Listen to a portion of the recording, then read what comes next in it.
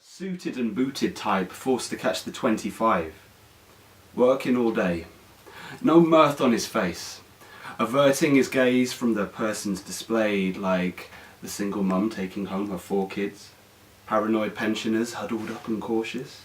Angry adolescents grimacing like when the storm hits next to dislocated immigrants unsure which tongue to talk with.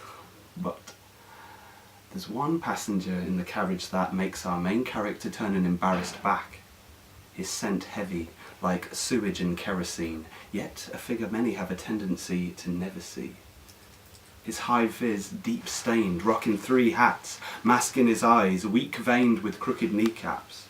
Front 4 teeth missing, luggage all flea-ridden, drunk or freaked vision coloured underneath his each image, conjuring a deep sickness.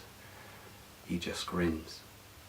Drifting like nothing needs adjusting, stomach rumbling with the bus's undercurrent. Later he'll be stumbling home and catch a bite inside a dustbin. His haggard gander could snap a blank canvas in half, glance of a man that slipped back and abandoned the plan. With standards abandoned, he clambered manually backwards in quicksand and then landed stranded, inanimate, slanted in stance. Clad in masses of jackets and tangled in rags, stamina lacking he pants to merely manage a cackling laugh, erratically rafts at man callously gathering grands.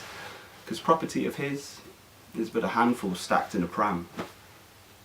The truth tragic, still they decide to look away from matters they're afraid to find.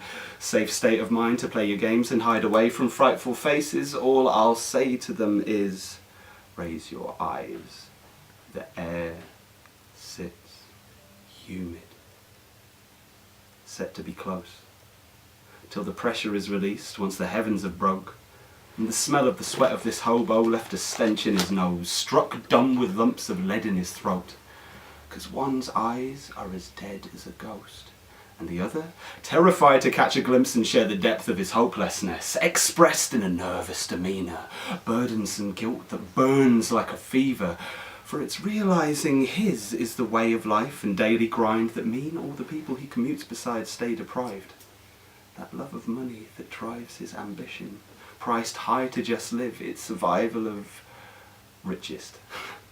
Because it's economic growth that necessitates debt.